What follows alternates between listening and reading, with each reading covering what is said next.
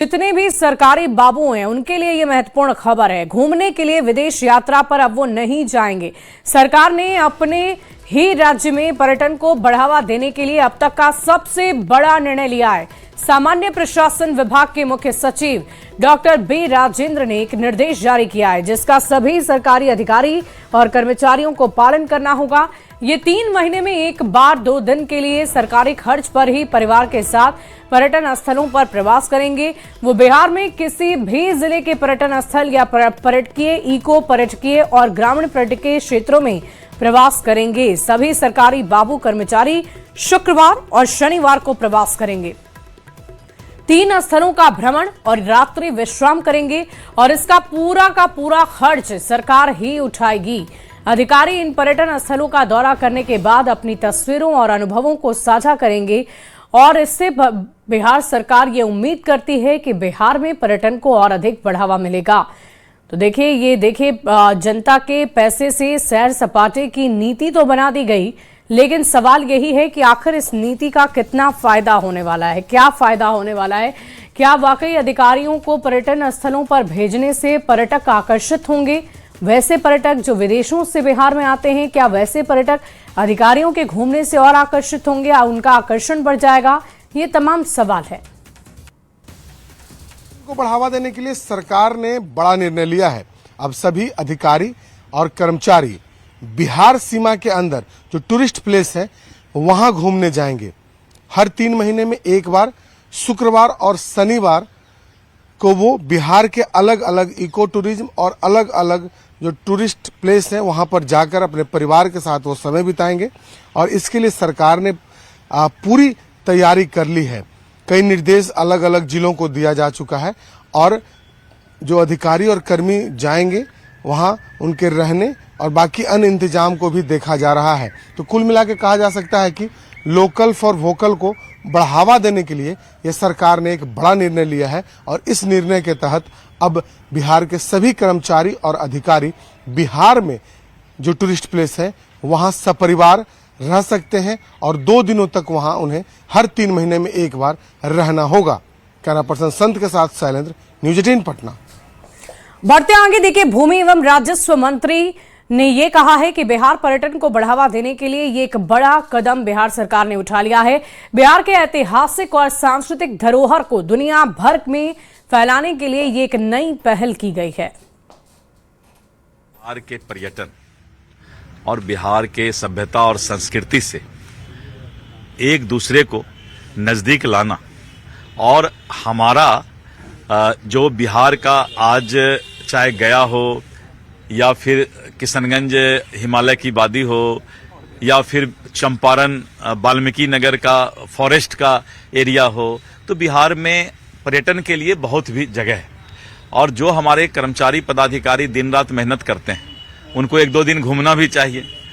तो हम लोगों ने ये विचार किया है, सरकार ने ये विचार किया है कि हमारे पदाधिकारी कर्मचारी 3 दिन का पर्यटन बिहार के अंदर ही विभिन्न जिला में करेंगे। तो इससे बिहार का पर्यटन भी बढ़ेगा और यहाँ के लोगों को आपस में एक दूसरे के सभ्यता और संस्कृति के नजदीक जाने का मौका मिलेगा। सवाल उठ रहे हैं कि कामकाज प्रभावित होंगे, सरकारी खर्चे का दुरुपयोग होगा। नहीं, इसमें कोई कामकाज प्रभावित नहीं होने वाला है, क्योंकि ये उसी समय जाएंगे जिस समय कामकाज उनको नहीं करना है। तो आप सुन रहे थे दिलीप जायसवाल को, राजस्व एवं भूमि सुधार मंत्री हैं वो। उन्होंने कहा है कि इसमें राजस्व का कोई नुकसान नहीं होगा, कामकाज का नुकसान नहीं होगा। ये बेहतरी के लिए है, बिहार के पर्यटन को विकास देने के लिए नीति बनाई गई है। लेकिन इन सब के बीच सवाल यही है कि आखिर ये मौज वाली कैसी पर्यटन की नीति है? क्या वाकई अधिकारियों को बाहर भेजने से उनके घूमने फिरने से क्या पर्यटक और भी अधिक बिहार की तरफ आकर्षित होंगे? तो देखिए, अभी हम यही सवाल कर रहे थे कि मौज वाली ये कैसी पर्यटन की नीति है? आखिर इस नीति से कितना फायदा मिलेगा? क्या नुकसान तो नहीं हो जाएगा? देखिए, आर्थिक संकट के बीच पर्यटन यात्रा कितना उचित है, ये हम बार बार प्रश्न पूछ रहे हैं। क्या ये पर्यटन विकास के नाम पर पैसे का दुरुपयोग नहीं? क्या इस योजना पर खर्च का सरकार ने आकलन किया है? सरकारी बाबुओं को घुमाने से पर्यटन कैसे आखिर बढ़ जाएगा? बिहार जैसे गरीब राज्य में क्या ये प्राथमिकता होनी चाहिए अधिकारियों को घूमने के लिए भेजना? जनता के पैसे से सरकारी पिकनिक आखिर कितना उचित है? क्या इस योजना के नाम पर लूट की होड़ नहीं मचेगी? कोई प्रमाण है कि ऐसे मॉडल से दूसरे राज्यों में लाभ मिला हो? कोई प्रमाण दिखा दीजिए, उसके बाद हम समझेंगे। क्या निजी क्षेत्र, ट्रैवल कंपनी और विशेषज्ञों से राय ली गई है या किसी अन्य राज्यों के मॉडल को देखा गया, समझा गया? ये सारे सवाल हम इसलिए कर रहे हैं क्योंकि बिहार आर्थिक तौर पर दबा हुआ है और इस दबाव के संदर्भ में यह स्पष्ट नजर आ रहा है कि अभी इस तरह की नीति बनाने का कोई औचित्य नहीं बनता है। चलिए इस पर हम थोड़ी और जानकारी ले लेते हैं। न्यूज 18 संवाददाता शैलेंद्र लगातार हमारे साथ बने हुए हैं इस वक्त पटना से। शैलेंद्र, हम इस पर लगातार चर्चा कर रहे हैं। बिहार में पर्यटन को, विकास को बढ़ावा देने के लिए पर्यटन के क्षेत्र में ये जो नई नीति लाई गई है, ये कितना कारगर साबित होगी? और जाहिर तौर पर विपक्ष भी बार बार यही प्रश्न कर रहा है कि क्या इसका औचित्य है इस वक्त इसे लाने का? बिल्कुल, देखिए सवाल उठ रहे हैं और सरकार ने जो नीति बनाई है, उस सरकार का मानना है कि इस नीति के तहत जब कर्मचारी और पदाधिकारी टूरिस्ट प्लेस पे जाएंगे तो कहीं न कहीं वोकल फॉर लोकल को बढ़ावा मिलेगा और जो पर्यटक क्षेत्र हैं बिहार के, उन्हें बढ़ावा मिलेगा और लोग आकर्षित होंगे। सत्ता पक्ष इससे उत्साहित है, लेकिन विपक्ष के द्वारा इस पर सवाल जरूर पूछे जा रहे हैं कि एक और जहां बिहार में वित्तीय संकट की बात कही जा रही है, एक और जहां कामकाज का बोझ बिहार सरकार पर बहुत अधिक है, खास करके कई ऐसे विभाग, यदि भूमि राजस्व विभाग की बात कर ले, क्योंकि दिलीप जायसवाल ने इस पर बयान दिया है, तो उसी विभाग में कामकाज काफी पेंडिंग है। और सरकार ने कहा है कि रविवार के दिन भी जो अंचल कार्यालय में जो पदाधिकारी हैं, कर्मचारी हैं, उन्हें काम करना होगा। तो ऐसे परिस्थिति में यदि शुक्रवार और शनिवार को जब जो कर्मचारी और पदाधिकारी जब टूरिस्ट प्लेस पर मौजूद होंगे तो उससे कामकाज क्या प्रभावित नहीं होगा, या फिर क्या जो सरकार ने जो निर्णय लिया है, क्या वाकई इस निर्णय से जो पर्यटक क्षेत्र है उसे बढ़ावा मिलेगा? एक बात यह तय है कि जब बड़ी संख्या में लोग जाएंगे उसका फायदा जरूर होगा, लेकिन दूसरी बात है कि जो उसका नुकसान है कि यदि जो कामकाज है वो प्रभावित होते हैं, जो वित्तीय बोझ है वो बढ़ता है। तो ऐसी परिस्थिति में सरकार के इसी निर्णय को लेकर के अभी कहीं न कहीं जो सत्ता पक्ष और विपक्ष है उसमें टकराहट साफ तौर पर दिख रही है। विपक्ष सवाल पूछ रहा है कि जहां एक और राज्य में वित्तीय संकट है तो सरकार ने निर्णय क्यों लिया, लेकिन जो जानकारियां निकल करके सामने आ रही है उस जानकारी के अनुसार सबसे बड़ी पहल ये की गई कि जो पदाधिकारी जो मौज करते थे गर्मी की छुट्टियों में, ठंड की छुट्टियों में विदेश जाते थे, बड़ी संख्या में जो पदाधिकारी हों या बिहार सरकार के कई मंत्री हैं वो भी विदेश यात्रा पर जाते थे और वो सरकारी खर्च पर जाते थे, उस पर अब सरकार ने रोक लगाने का निर्णय लिया है। और जो पदाधिकारी और कर्मचारी जिन्हें टूरिस्ट प्लेस पर जाना है वो अब बिहार में ही जाएंगे। ये एक पहल जरूर नजर आ रही है। जी वाकई शैलेंद्र, हम आपसे ये भी जानना चाहेंगे कि सरकार ने ये नीति तो बना दी, लेकिन आर्थिक संकट के बीच ये पर्यटन यात्रा कितना उचित है? हम बार बार यही प्रश्न इसलिए पूछ रहे हैं क्योंकि अधिकारियों के घूमने फिरने से, उनके पर्यटन स्थलों के पर जाने से आम जनता या विदेशी पर्यटक कैसे बिहार की तरफ आकर्षित होंगे, उनका आकर्षण बढ़ेगा? इसके लिए क्या नीति है, क्या मॉडल बिहार सरकार ने सोचा है?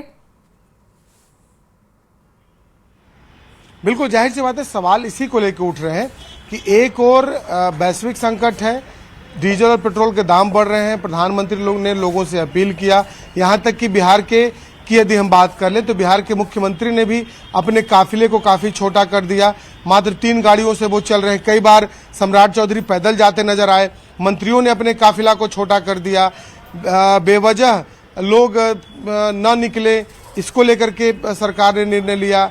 उसके अलावा कई अपील सरकार के द्वारा की जा रही है।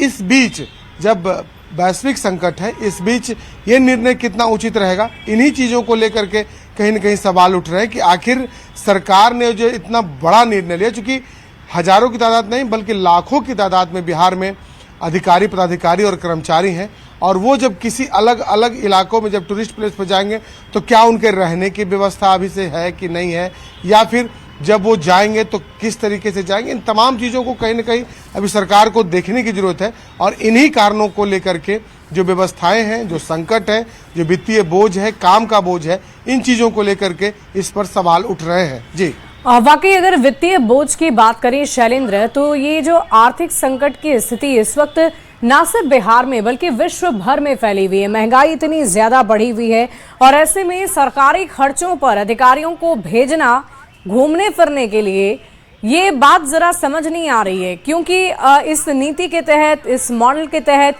किसी भी राज्य में पर्यटन को बढ़ावा देता हुआ कोई भी राज्य इस तरीके से नजर नहीं आया है। तो आखिर इसके पीछे क्या मंशा हो सकती है? क्या अधिकारियों को रिलैक्स करना भी एक मंशा हो सकती है? क्योंकि अभी दिलीप जायसवाल को भी हम सुन रहे थे, उन्होंने कहा कि जो अधिकारियों के ऊपर लंबा बोझ होता है कामकाज का और ऐसे में उन्हें थोड़ा फ्री महसूस होगा, वो आराम से अपनी फैमिली के साथ समय बिता पाएंगे। तो क्या ये भी एक मकसद हो सकता है? बिल्कुल, देखिए, सबसे पहले यदि हम खर्च की बात करें तो जो भी अधिकारी, कर्मी, पदाधिकारी जाएंगे उन्हें टीए और डीए मिलेगा। दूसरी ओर सरकार का कहना है कि इससे पर्यटन को बढ़ावा मिलेगा। और तीसरी सबसे बड़ी बात है कि जो मेंटल स्ट्रेस होता है काम करने का, उस दौरान बिहार में ही ऑन ड्यूटी रह करके वो अपने परिवार के साथ समय बिता सकते हैं। एक इससे दो फायदा है सरकार का कि जो टूरिस्ट प्लेस है, जो टूरिज्म है, उसको भी बढ़ावा मिलेगा और जो कर्मचारी पदाधिकारी हैं जब वो अपने परिवार के साथ किसी पर्यटन स्थल पर जाएंगे तो जो स्ट्रेस है वो भी कम होगा। तो इन चीज़ों को लेकर के सरकार ने रणनीति बनाई है। समय इस वक्त जो है वो सही है या नहीं है, आर्थिक संकट है, इसको लेकर के लोगों की अपनी अपनी राय है, लेकिन सरकार की मंशा इसमें जो नज़र आ रही है वो कहीं ना कहीं है कि जो विदेश यात्रा पर जो बड़े पदाधिकारी जाते हैं और बड़ा खर्च होता है सरकार का, मंत्री जाते हैं वाकई शैलेंद्र, मौज मस्ती वाली ये जो नीति है इस पर सवाल तो लगातार उठ ही रहे हैं, लेकिन इन सब के बीच देखने वाली बात होगी कि भविष्य में इस नीति का कितना असर बिहार के पर्यटन पर पड़ता है, पर्यटन के विकास पर पड़ता है। बहुत शुक्रिया आपका हमसे बातचीत करने के लिए। बढ़ते आगे, देखिए, सरकार की इस नीति पर विपक्ष ने सवाल खड़े किए। आरजेडी ने कहा है कि पर्यटन को लेकर सरकार की ये नीति समझ से परे है, क्योंकि बाहर के लोग तो आना ही नहीं चाहते। सरकार अपनी नाकामी को छिपाने के लिए अपने ही अधिकारी को पर्यटन करा देना चाहती है, जिससे कामकाज पर भी असर पड़ेगा। क्या कह रहे हैं विपक्ष के नेता, आप सुनिए। देखिए, बिहार सरकार की जो नई टूरिज्म पॉलिसी बनी है ये तो समझ से परे है। सरकार अपनी नाकामी खुद ही बता रही है कि बाहर के टूरिस्ट यहाँ आना नहीं चाहते हैं, भय का माहौल है, लॉ एंड ऑर्डर फेल है। तो जब बाहर के लोग यहाँ आते, टूरिस्ट पैलेस में जाते, जगहों पर जाते, पर्यटक स्थल पर, तो उसका विशेष महत्व होता है। लेकिन अपने ही अधिकारियों, पदाधिकारियों को वो पर्यटक स्थल पर जाने के लिए बाध्य कर रहे हैं।